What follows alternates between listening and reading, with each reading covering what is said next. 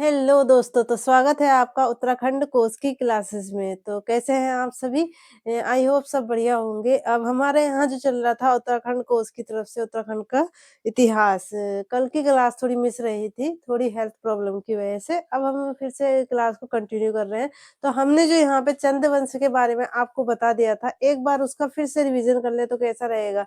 तो फटाफट हम पहले रिविजन कर लेते हैं और बढ़ते हैं आगे की ओर। कल मैंने आपको बताया था, वहाँ पर आपको पवार वंश के बारे में भी बता दिया था। जो पिछली क्लास थी हमारी, उसमें मैंने पवार वंश के बारे में भी बताया है। तो पवार वंश को भी हम क्या करेंगे, साथ लेते चलेंगे। अगर हम इस तरीके से लेते चलेंगे तो हमें क्या होगा, एक कहानी के रूप में हमें हिस्ट्री जैसे बोरिंग नहीं लगेगी। तो इसी तरीके से हम इसको क्या करेंगे, आगे भी स्टडी करेंगे। तो जैसे हमारा जो पहला था, तो सोमचंद आया था सबसे पहले। एक बार रिविजन कर लेते हैं। सोमचंद आया। सोमचंद के बाद कौन आया था? सोमचंद के बाद आया था आत्मचंद। आत्मचंद, पूर्णचंद। पूर्णचंद आया है। पूर्णचंद के बाद संसार चंद, सॉरी इंद्रचंद। इंद्रचंद, फिर आता है संसार चंद।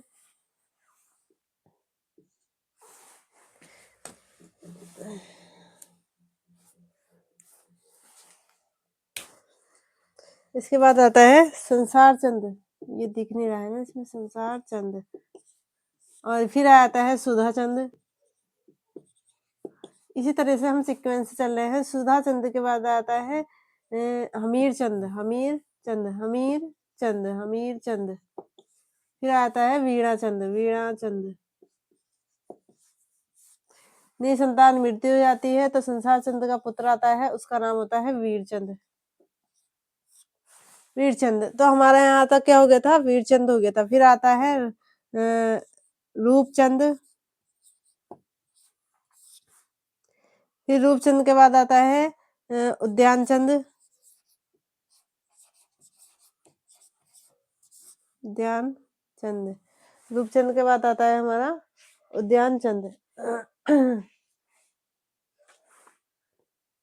सॉरी, भीष्म चंद आता है। भीष्म चंद। भीष्म चंद, मेघचंद। मेघचंद। और यहाँ पे आता है ध्यानचंद। ध्यानचंद, पर्वतचंद, थोरचंद। और यहाँ आता है कल्याण चंद। ये सब फर्स्ट वाले हैं ना। फिर आता है त्रिलोक चंद। यहाँ तक क्या आता है? त्रिलोक चंद आता है। फिर इसके बाद आता है डमरू, धर्म और उभय आ जाते हैं। डमरू चंद, धर्मचंद, उभयचंद। फिर ज्ञानचंद। ये जो ज्ञानचंद था, ये गरुड़ ज्ञानचंद था। गरुड़ ज्ञानचंद आता है। इसके बाद आता है रतनचंद। गरुड़ ज्ञानचंद। फिर इसके बाद क्या आता है? रतनचंद आता है। सॉरी, रतनचंद नहीं होता है। रतनचंद तो उसका पुत्र था, भारती चंद का पुत्र था। तो यहाँ पे आता है हरिहर, क्योंकि इसने क्या करा था, बहुत सारा अत्याचार करा था, तो इसका प्रायश्चित होता है हरिहर फर्स्ट। हरिहर फर्स्ट। फिर आता है उद्यान चंद। आत्मचंद सेकंड। हरिहर सेकंड। विक्रम चंद। भोग विलासी था ये। भोग विलासी कौन था? विक्रम चंद। फिर आता है भारती चंद। भारती चंद। और फिर आता है रतन चंद। तो हमने इतने तक कवर कर लिया था। हमारा जो था इतना हमने क्या कर दिया था, यहाँ पर कवर कर दिया था। अब पढ़ते हैं हम इससे आगे। तो अब इससे आगे कौन से क्या आएगा? इससे आगे जो आता है वो होता है कीर्ति चंद। कीर्ति चंद। कीर्ति चंद। स्वतंत्र जो चंद वंश की स्थापना कीर्तिचंद ने की थी। भोग विलासी था विक्रमचंद, जिसने प्रजा पे अत्याचार करे थे और नीलू कटायत को मरवाया था वो था गरुड़ ज्ञानचंद। इसकी हत्या कर दी जाती है रवायकरों के द्वारा। और मेन और क्या थे मैंने आपको बताए थे, थोरचंद, प्रवरचंद, कल्याणचंद, ये 2 हो गए आपके।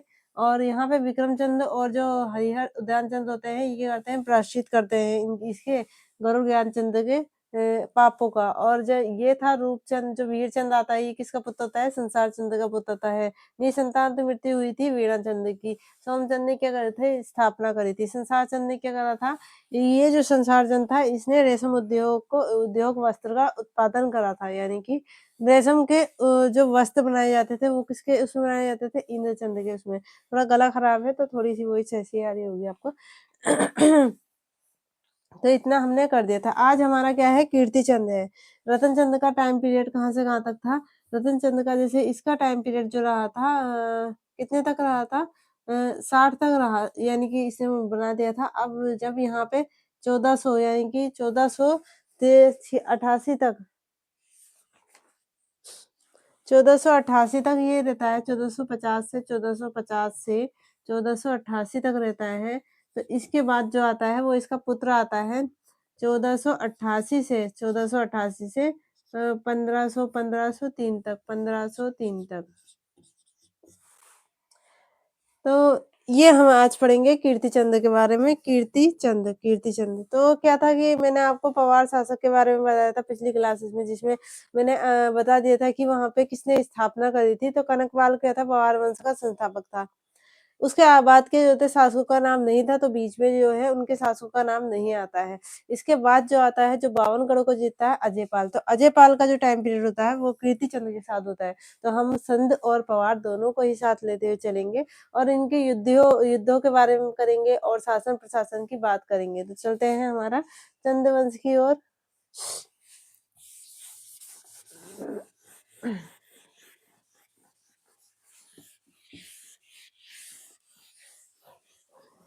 क्या था? जैसे कि शुरू के शासकों के जैसे टाइम पीरियड में क्या है? मतभेद है, उसी तरह से पवार शासकों के जो भी उनका समय काल रहा है उसमें क्या है? मतभेद है।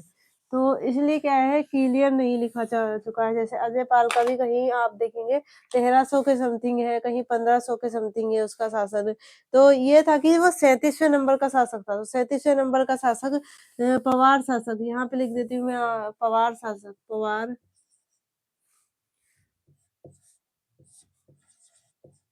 शासक। और यहाँ पर चंद शासक।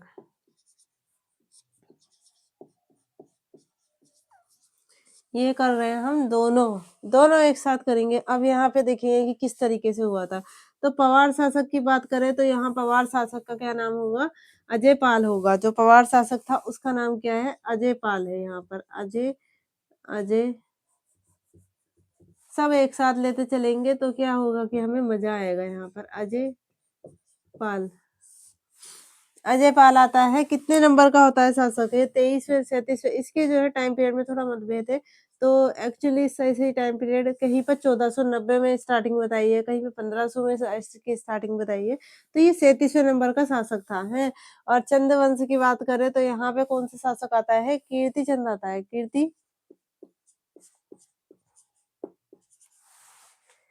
कीर्तिचंद आता है।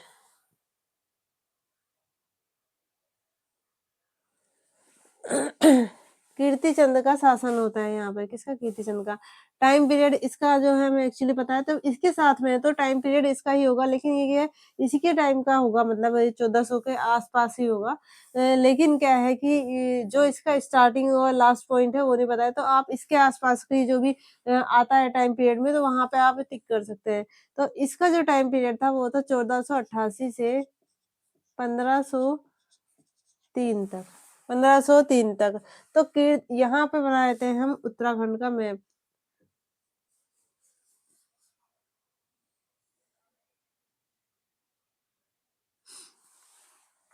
ये मैंने इधर चंद लिख दिया है और इधर पवार, कोई बात नहीं। यहाँ लिख देती हूँ मैं पवार शासक, क्योंकि पवार क्या थे? गढ़वाल के क्षेत्र में थे। और यहाँ पे जो था चंद वंशी शासक था। पवार,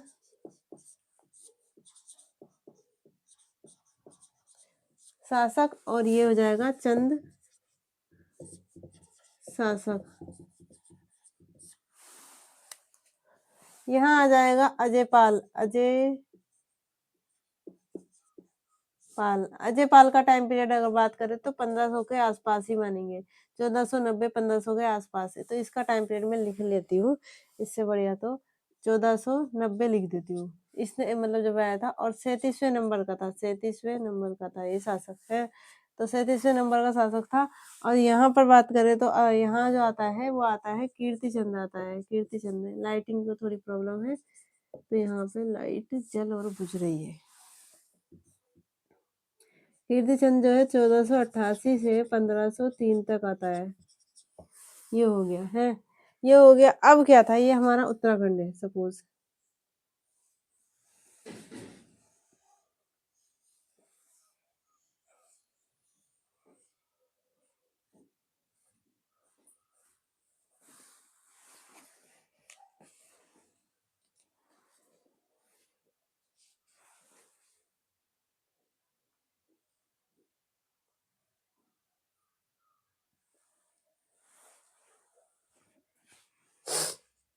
तो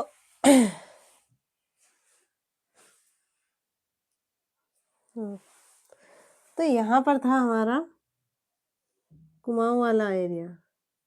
ये था हमारा कुमाऊं वाला एरिया। ये आ जाता है कुमाऊं। ये हो गया कुमाऊं रीजन, कुमाऊं। और ये हो गया, ये जो है ओवरऑल ये जो बचा हुआ क्षेत्र है उसे कहते हैं गढ़वाल। तो इसे कहेंगे गढ़वाल। क्या कहेंगे, गढ़वाल। तो ये कुमाऊं हो गया और ये हो गया गढ़वाल है।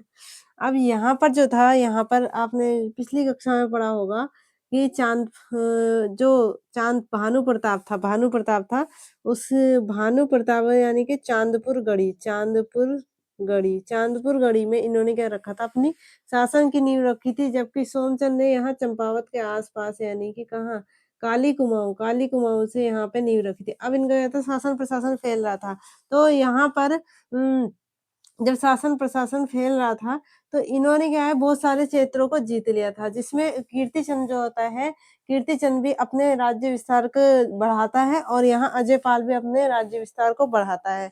जब ये राज्य विस्तार को बढ़ाते हैं तो कीर्तिचंद क्या होता है, बहुत सारे क्षेत्रों को जीत लेता है। अब ये सेम टाइम पीरियड के हैं और दोनों ही किसके संप्रदाय थे, मतलब किसको मानते थे, बाबा नागनाथ, यानी कि इसी के निकट एक जो इनके गुरु थे उनका क्या था, वहां पर आश्रम था। तो उसे बाबा, जो वो बाबा नागनाथ थे, उन्हें जो है ये कीर्तिचंद भी मानते थे और अजयपाल भी। तो दोनों किसके किसको वो थे, क्या कहते हैं, अनुयायी। दोनों ही अनुयायी थे बाबा नागनाथ के, अनुयायी।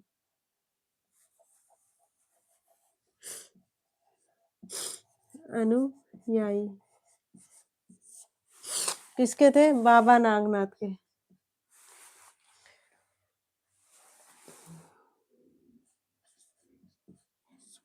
नागनाथ, नागनाथ थे। तो पहले हम इनकी लड़ाई के बारे में बात कर लेते हैं। तो अजयपाल ने कितने गढ़ों को जीता था, 52 गढ़ों को जीता था।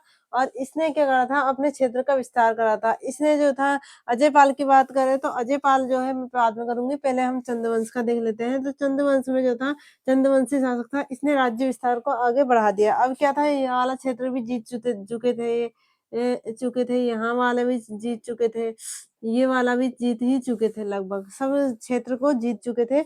आगे जब ये आगे बढ़ते हैं तो ये क्या करते हैं, राज्य विस्तार करते हैं और क्या करते हैं, ये शासन को बढ़ाते हैं, शासन को बढ़ाते हैं। तो ये क्या करता है, विशोधकोट, अल्मोड़ा कोट और सिंदरा कोट, इन क्षेत्रों को जीतता है। यहाँ पर क्या है, यहाँ पर इसने जो क्षेत्रों को जीता, सिंदरा coat, सिंदरा coat, Khagmara coat, Khagmara coat विस्तार करा, और एक होता है विशोध कोट, विशोध कोट। ये कोट वाले किसने जीते थे, राज्य विस्तार, तो ये राज्य विस्तार किया, राज्य विस्तार करा इन्होंने, विस्तार करा। अब आगे को बढ़ते चले जा रहे थे ये हैं। यहाँ पर राज्य विस्तार करा, फिर कहाँ गए? कोसी नदी वाला क्षेत्र, जो कोसी नदी कहाँ से बहती है, निकलती है? वो निकलती है यहाँ से ऐसे निकलती है ना कोसी नदी, ये ऐसे निकलती है। तो यहाँ वाले क्षेत्र पे भी क्या कर दिया? यहाँ पे भी आक्रमण कर दिया। तो कोसी और गगास नदी का मध्य क्षेत्र है। उस क्षेत्र को किस नाम से जाना जाता है? उस क्षेत्र को नाम जाता है केडारो और बोरारो।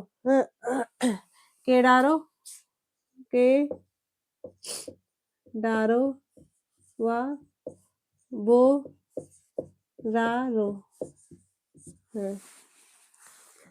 कोसी व गगास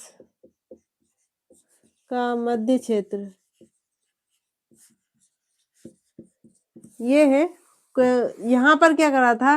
जो ये कीर्तिचंद था, कीर्तिचंद ने यहाँ पर भी आक्रमण कर दिया और यहाँ की जो सेना थी इन्होंने क्या करा था? कत्लेआम कर दिया था, यानी कि कत्लेआम। इस जो चंद सेना थी, चंद सेना ने क्या करा यहाँ पे? जब ये युद्ध हुआ, यह वाला क्षेत्र जीत रहे थे, तो चंद सेना ने यहाँ पर कत्लेआम करा। मतलब लोगों को जब इन्होंने यहाँ पे युद्ध छितरा तो जीतने की कोशिश की, तो जो भी आया वहां पर क्या करने, बहुत सारी मतलब लाशें बिछा दी। तो युद्ध में तो ऐसे ही होता है।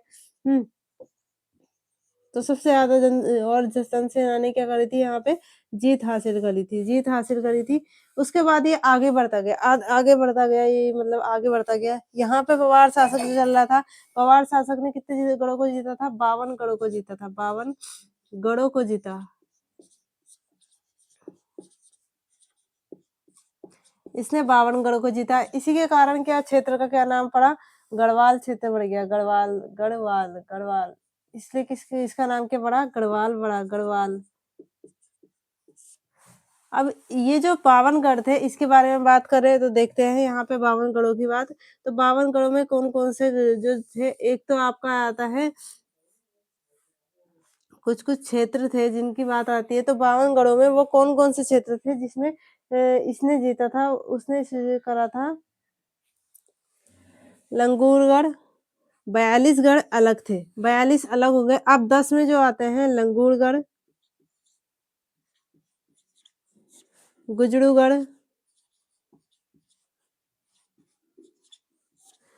यहाँ पे 2-3 गढ़ होते हैं। मंदाकिनी का क्षेत्र होता है, मंदाकिनी। मंदाकिनी नदी कहाँ से आती है? यहाँ से आती है। मंदाकिनी का क्षेत्र, मंदाकिनी नदी क्षेत्र। और यहाँ पे बुजांग का गणपति, बुजांग, बुजांग का क्षेत्र जो भी था, उसे कौन जीता है? अजयपाल जीता है। ये हो गए इसके जीते हुए क्षेत्र और ये हो गए इसके जीते हुए क्षेत्र। इसके बाद कुछ कीर्तिचंद था, उसने क्या करा? कुछ लोगों को अपने अधीन कर दिया, कुछ लोगों को अपने अधीन कर दिया। और वो शासक कौन कौन से थे? वो शासक थे आपके चौखुटिया और भिकिया सेन। जिन्होंने आत्मसमर्पण करा था वो थे चौखुटिया व भिकिया सेन, भिकिया सेन, भिकिया सेन। तो ये था चंद्रवंश के जो कीर्तिचंद का राज्य विस्तार के बारे में, और यहाँ था अजयपाल के राज्य विस्तार के बारे में। अब क्या कर रहे थे? ये अपने राज्य को विस्तार कर रहे थे, धीरे धीरे धीरे धीरे बढ़ा रहे थे, धीरे धीरे बढ़ा रहे थे। इधर से अजयपाल अपने राज्य को बढ़ाता, उधर से कीर्तिचंद ने बढ़ाया। तो कीर्तिचंद ने क्या था? कीर्तिचंद ज्यादा प्रतापी था, जो ज्यादा प्रतापी था ना वो था कीर्तिचंद। तो कीर्तिचंद ने क्या करा? गढ़वाल पर आक्रमण कर दिया। कीर्तिचंद ने क्या करा कि गढ़वाल पर आक्रमण कर दिया। इसने कीर्तिचंद ने आक्रमण किस पे कर दिया? गढ़वाल पर आक्रमण करा। किसने? कीर्तिचंद ने। तो पूछ सकता है कि अजयपाल के समय में किस चंद्रवंशी शासक ने गढ़वाल क्षेत्र पे आक्रमण करा था? तो कीर्तिचंद ने गढ़वाल पर आक्रमण करा था। यहाँ था अजयपाल, यहाँ अजयपाल था और यहाँ पर था कीर्तिचंद। यहाँ कीर्तिचंद था, इसने आक्रमण करा। अब क्या हो जाता है? कीर्तिचंद विजयी हो जाता है। कीर्तिचंद, कीर्तिचंद विजय। जब ये विजय हो जाता है तो यहाँ वाले क्षेत्र को ये अपने अधीन ले लेगा। लेकिन क्या करता है, बाद में क्या होता है, इनके बीच में संधि हो जाती है। कीर्तिचंद और अजयपाल के बीच में संधि हो जाती है, जिससे क्या होता है, अजयपाल उसे कर देने के लिए बाध्य हो जाता है और कीर्तिचंद अपने क्षेत्र में वापस चल जाता है। तो आ गया होगा आपको समझ में। तो जो वो चंद शासक था, जिसके और किस पवार शासक के बीच में ये वो युद्ध हुआ था, मतलब किसके समय पे चंदों ने कहाँ पर आक्रमण करा था? चंदों ने आक्रमण करा था एक कीर्तिचंद के समय पे, और एक आगे भी आते हैं। तो उसकी बात हम बाद में करेंगे। अभी ये जो आ रहा था आपका, कीर्तिचंद ने, चंद्रवंश के शासक ने पवार पे आक्रमण करता है, जिससे क्या होता है, अजयपाल का शासन चल रहा होता है। अजयपाल क्या होता है, उसमें हार जाता है और कीर्तिचंद विजय हो जाता है। तो वो क्षेत्र किसके अधीन आता है? कीर्तिचंद के अधीन आ जाता है। लेकिन क्या होता है, कीर्तिचंद उसे क्षेत्र वापस दे देता है एक संधि के तहत, और वहाँ पर उसके बदले वो उससे क्या लेता है, कर लेता है। पवार शासक क्या देते हैं, चंदों को कर देते हैं। तो पवार शासक चंदों को कर देते हैं, इतना आप याद रखना है। विजय हो गया। अब क्या करेगा, ये संधि होती है, यहाँ पे क्या होती है, संधि होती है। संधि हो गई। अब संधि के समय में क्या हो जाता है, जो पवार शासक थे वो क्या कहते हैं, पवार शासक चंदों को कर देते हैं। तो पवार जो है चंदों को कर देते हैं। तो ये आपको समझ में आ गया होगा। अब बात करें इसने और क्या काम करे थे। देखो, अजयपाल जो था, अब इसने आक्रमण कर दिया तो इसका शासन हो गया। अब इनकी जो राजधानी थी ना, ये किनारे पर थी, यहाँ से भी आ सकते हैं ये। चांदपुर गढ़ी थी। चांदपुर गढ़ी क्या थी, किनारे पर थी। तो चांदपुर गढ़ी को इसने क्या करा कि बीच में ले आते हैं, बीच में ले आते हैं। अब इन्होंने, जरूरी नहीं कि यहीं से आक्रमण करा होगा, ऐसा भी हो सकता है कि ये आक्रमण इधर साइड से हुआ हो, इधर से हुआ हो। तो आक्रमण इस साइड से हुआ, चांदपुर गढ़ी। तो इन्होंने क्या कहा कि पहले हम क्या करेंगे, अपनी राजधानी को चेंज करेंगे। तो अजयपाल जो वो शासक था, जिसने अपनी राजधानी का परिवर्तन करा था। और राजधानी पहले क्या थी, पहले जो राजधानी थी वो चांदपुर गढ़ी थी, और चांदपुर गढ़ी से लेके आया देघाट, और देघाट से ये लेके गया श्रीनगर। तो पवारों की जो राजधानी परिवर्तन हुई, वो किस कारण हुई थी, जो चंद्रवंशी शासक ने वहां आक्रमण कर दिया था। तो बाहरी जो भी वो आक्रमण हो रहे थे, उससे बचाव के लिए इन्होंने राजधानी परिवर्तन कर दिया। तो इनकी जो राजधानी परिवर्तन हुआ, राजधानी परिवर्तन, टाइम पीरियड तो अलग अलग है, लेकिन आप देख लेंगे वहां पे परिवर्तन। तो कुछ कुछ टाइम पीरियड दिखा रखा है, मतलब ऑप्शन के अकॉर्डिंग देखेंगे वैसे तो। जब 1500 तक का टाइम था,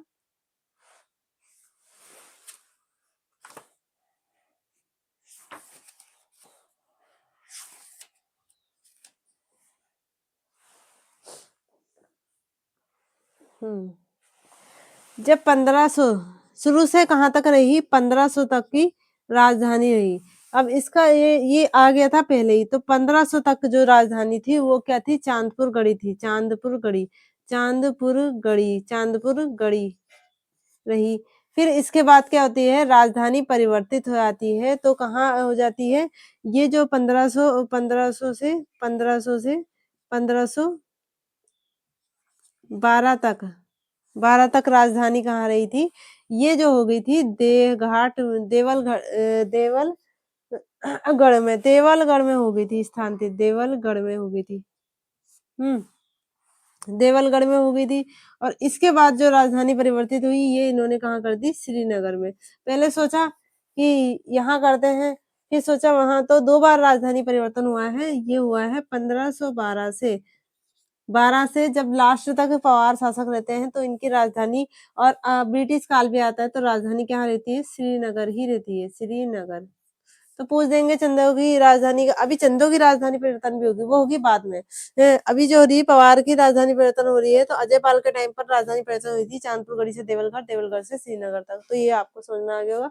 इसके बारे में मैं अभी आपको अगली क्लास थोड़ा सा बाद में बताऊंगी। पहले इस चंद्रवंशी शासक कीर्तिचंद को निपटाए थे। इसके जो है एक इम्पोर्टेंट फैक्ट है, पहला तो ये रतन चंद का पुत्र था, ये तो आपको समझ में आ गया होगा। दूसरा ये योगी शासक था। तीसरा इसका क्या है, ये बाबा नागनाथ को मानता था। चौथा इसका क्या था, इसने एक कीर्ति नगर की स्थापना करी थी, कीर्ति नगर की स्थापना करी। कीर्तिनगर की स्थापना करी, बाबा नागनाथ को मानता था और इसने और काम भी करे थे।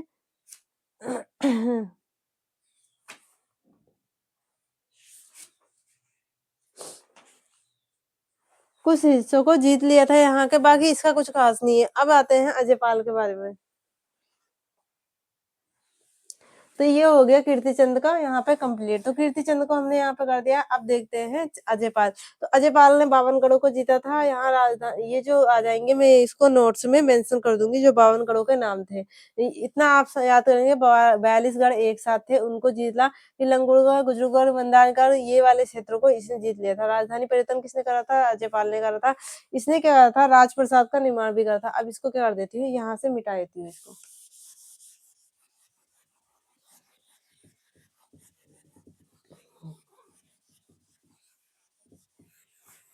क्योंकि अजयपाल के बारे में पढ़ रहे हैं। तो ये था चंद्रवंशी शासक चल रहा है, और ये चल रहा है अजयपाल जो है पवार शासक की बात चल रही है। तो मैंने ये कीर्तिचंद के बारे में बता दिया। कीर्तिचंद के बारे में इतना ही है। इसका टाइम पीरियड ये रहा, और अजयपाल और इसके साथ में ये रहा। यहाँ पे इसको रहने ही देते हैं। आपको दिखेगा कि कीर्तिचंद और अजयपाल क्या थे, सेम टाइम पीरियड में थे। इसके बाद अजयपाल ने जो जो करा था, एक करा था राजप्रसाद का निर्माण।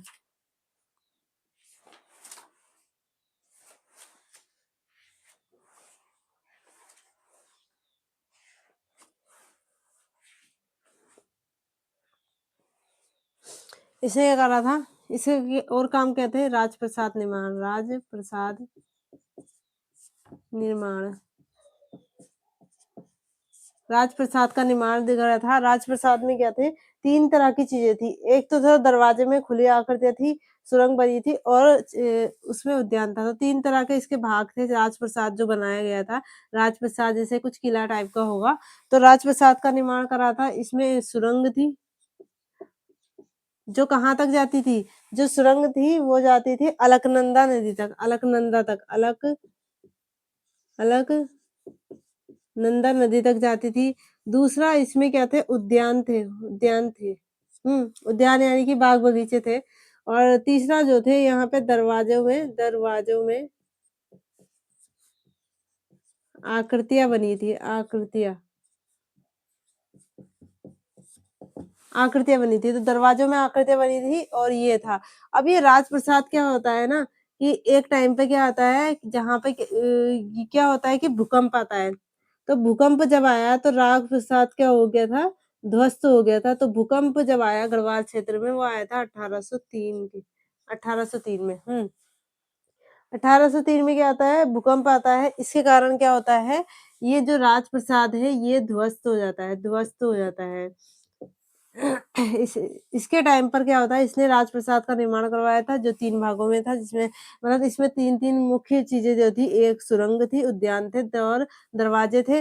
भूकंप जो है 1803 में होता है। गढ़वाल क्षेत्र में भूकंप आता है। भूकंप के कारण क्या होता है? बहुत सारी हानि पहुंचती है, लेकिन उसमें क्या होता है? राजप्रसाद भी ध्वस्त हो जाता है और खत्म हो जाता है। सभा मंडल का भी निर्माण करवाया इसने। इसने कराया सभा मंडल का निर्माण करवाया, सभा मंडल का निर्माण करवाया।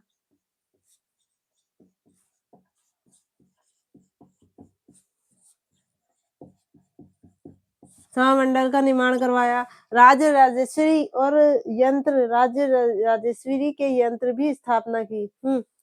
भैरव मंदिर और राजेश्वरी यंत्र की स्थापना की। मैं ऐसे लिख देती हूँ, राजेश्वरी यंत्र, राजेश्वरी यंत्र की स्थापना। ये किसने करा था? ये भी अजयपाल ने ही करा था। और इसके साथ साथ इसने मूर्तियों का निर्माण करा था। तो मूर्ति कौन कौन सी बनाई थी? मूर्ति जो बनाई थी, मूर्तियों का निर्माण करवाया, बनाई तो खुद नहीं होगी इसने, शिव तथा गौरी की। किसकी? व शिव व गौरी की मूर्ति किसने बनवाई थी? अजयपाल ने बनवाई थी। अजयपाल ने क्या करी थी? ये हो गया है, शिव गौरी की मूर्ति बनवाई थी अजयपाल ने।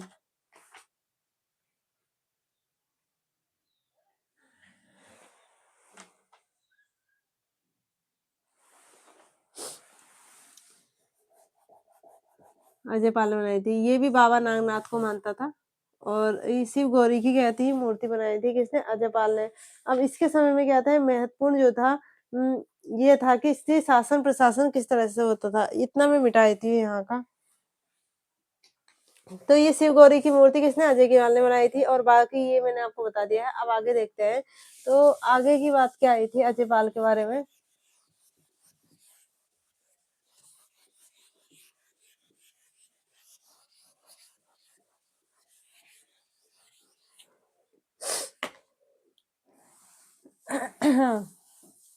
बाबा नागनाथ को मान रहा है, तो ये क्या कहते हैं दो धर्मों को, इसका क्या था धार्मिक प्रवृत्ति थी।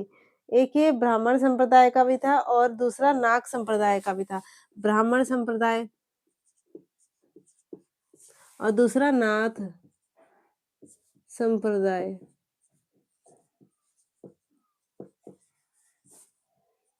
ये भी ये अर्थ था बाबा नागनाथ को मानता था है। और ये क्या आता था, ये ब्राह्मण संप्रदाय का था, तो इसने जो है ब्राह्मण धर्म को भी अनुयायी था, ये ब्राह्मण धर्म का भी अनुयायी था। ब्राह्मण धर्म अनुयायी अनुयायी था। और इसके समय में क्या था, इसने समय में क्या हो रहा था कि दो जाति के लोगों में आपस में क्या चल रहा था, मतभेद चल रहा था या जो भी हो रहा था, तो उसको किसने सुलझाया था कि ये अजयपाल ने सुलझाया था।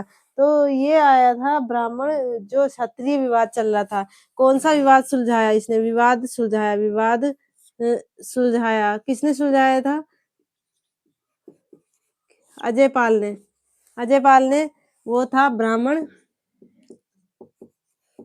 ब्राह्मण होते हैं ना, क्षत्रिय होते हैं, शूद्र होते हैं, ऐसे ही वह क्षत्रियवाद को सुलझाया। इसके समय में शासन प्रशासन की बात करें तो शासन की बात करें तो अब हम बात करते हैं शासन की। तो यहाँ पे हम शासन की बात करें तो इसके समय में दो चीजें थी। एक तो इसके मापन की एक विधि थी, जिसमें क्या आता है अजयपाल का पाथा आ जाता है, और दूसरा क्या होता है इसे उच्च कोटि का शासन प्रबंध था। उच्च कोटि शासन शासन उच्च कोटि का शासन था। और यहाँ पे नाप तोल की क्या थी विधियां थी, नाप तोल प्रणाली थी। नाप तोल की इसकी अलग ही प्रणाली थी, इसने लागू कर दी थी अपने उसमें। तो नाप तोल प्रणाली थी। वो प्रणाली क्या थी? अजयपाल का पाथा पूछ सकता है आपसे क्वेश्चन। और उच्च कोटि का शासन प्रशासन था, जिसमें जागीर थे और सैन्य न्याय अधिकारी थे। बहुत सारे अधिकारियों को रखा था इसने, अधिकारियों को रखा था। जागीर हो गया, सैन्य अधिकारी हो गए।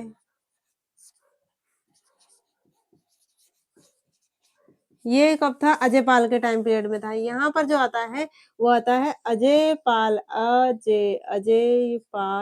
का पाथा, जिससे नापा जाता था। जैसे अभी हमारा क्या चल रहा है, जैसे हम नापते हैं केजी में, नापते हैं लीटर में, नापते हैं, तो ऐसे ही उस टाइम में क्या था, नापने की एक प्रणाली थी, उसे कहते थे अजयपाल का पाथा।